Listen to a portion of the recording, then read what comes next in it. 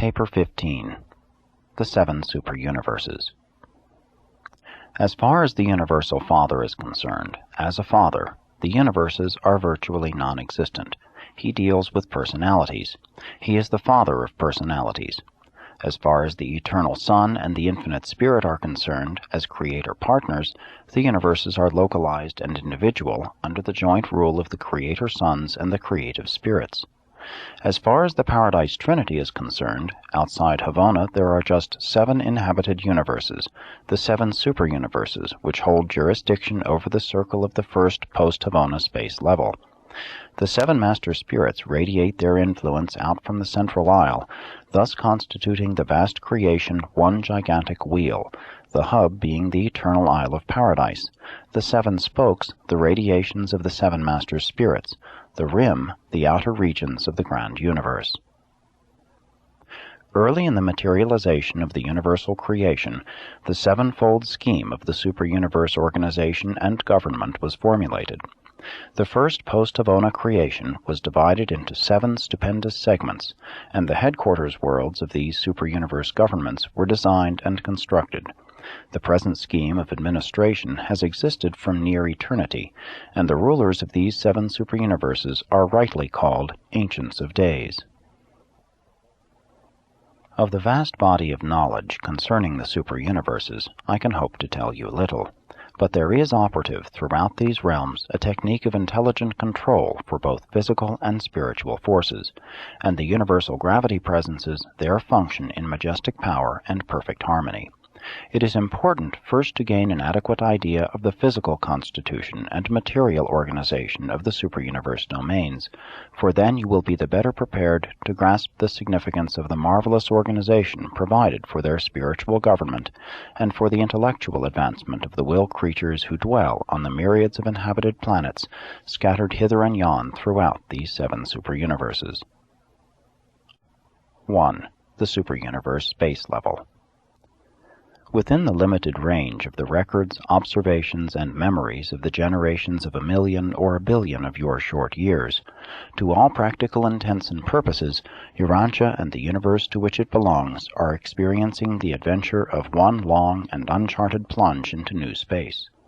But according to the records of Uversa, in accordance with older observations, in harmony with the more extensive experience and calculations of our order, and as a result of conclusions based on these and other findings, we know that the universes are engaged in an orderly, well-understood, and perfectly controlled processional, swinging in majestic grandeur around the first great source and center and his residential universe. We have long since discovered that the 7 super-universes traverse a great ellipse, a gigantic and elongated circle. Your solar system and other worlds of time are not plunging headlong, without chart and compass, into unmapped space. The local universe to which your system belongs is pursuing a definite and well-understood counterclockwise course around the vast swing that encircles the central universe. This cosmic path is well charted and is just as thoroughly known to the super-universe star observers as the orbits of the planets constituting your solar system are known to Urantia astronomers. Urantia is situated in a local universe and a super-universe not fully organized, and your local universe is in immediate proximity to numerous partially completed physical creations. You belong to one of the relatively recent universes, but you are not, today, plunging on wildly into uncharted space, nor swinging out blindly into unknown regions. You are following the orderly and predetermined path of the super-universe space level. You are now passing through the very same space that your planetary system, or its predecessors, traversed ages ago. And someday in the remote future your system, or its successors, will again traverse the identical space through which you are now so swiftly plunging. In this age, and as direction is regarded on Urantia, Super-Universe number 1 swings almost due north, approximately opposite in an easterly direction to the paradise residence of the great sources and centers and the central universe of Havona. This position, with the corresponding one to the west, represents the nearest physical approach of the spheres of time to the eternal isle. Superuniverse number 2 is in the north, preparing for the westward swing, while number 3 now holds the northernmost segment of the Great Space Path, having already turned into the bend leading to the southerly plunge. Number 4 is on the comparatively straightaway southerly flight, the advanced regions now approaching opposition to the great centers. Number 5 has about left its position opposite to the great centers, while continuing on the direct southerly course just preceding the eastward swing. Number 6 occupies most of the southern curve, the segment from which your superuniverse has nearly passed. Your local universe of Nebadon belongs to Orvonton, the 7th superuniverse, which swings on between superuniverses 1 and 6, having not long since, as we reckon time, turned the southeastern bend of the superuniverse space level.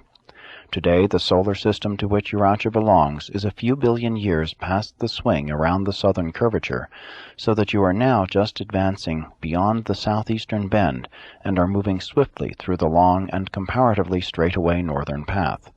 For untold ages, Orvonton will pursue this almost direct northerly course. Urantia belongs to a system which is well out towards the borderland of your local universe, and your local universe is at present traversing the periphery of Orvonton. Beyond you there are still others, but you are far removed in space from those physical systems which swing around the Great Circle in comparative proximity to the Great Source and Center. 2. Organization of the superuniverses.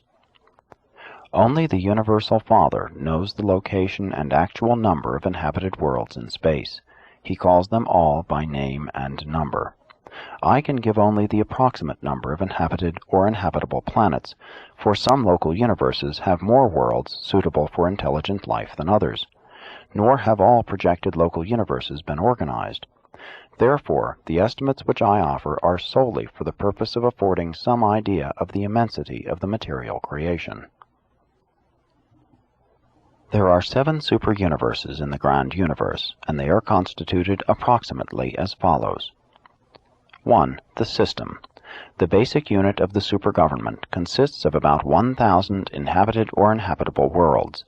Blazing suns, cold worlds, planets too near the hot suns, and other spheres not suitable for creature habitation are not included in this group.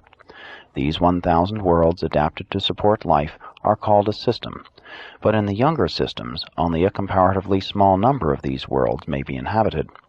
Each inhabited planet is presided over by a planetary prince, and each local system has an architectural sphere as its headquarters and is ruled by a system sovereign. 2. The constellation. 100 systems, about 100,000 inhabitable planets, make up a constellation. Each constellation has an architectural headquarters sphere and is presided over by 3 Verandadek suns, the Most Highs. Each constellation also has a faithful of days in observation, an ambassador of the Paradise Trinity. 3. The local universe. 100 constellations, about 10 million inhabitable planets, constitute a local universe. Each local universe has a magnificent architectural headquarters world and is ruled by one of the coordinate creator sons of God of the Order of Michael. Each universe is blessed by the presence of a union of days, a representative of the Paradise Trinity. 4. The minor sector. 100 local universes, about 1 billion inhabitable planets, constitute a minor sector of the superuniverse government. It has a wonderful headquarters world, where from its rulers, the Regents of Days, administer the affairs of the minor sector. There are 3 Regents of Days, Supreme Trinity personalities, on each minor sector headquarters. 5. The major sector. 100 minor sectors, about 100 billion inhabitable worlds, make one major sector. Each major sector is provided with a superb headquarters and is presided over by 3 perfections of days, Supreme Trinity personalities. 6. The superuniverse. 10 major sectors, about 1 trillion inhabitable planets, constitute a superuniverse. Each superuniverse is provided with an enormous and glorious headquarters world and is ruled by 3 Ancients of Days.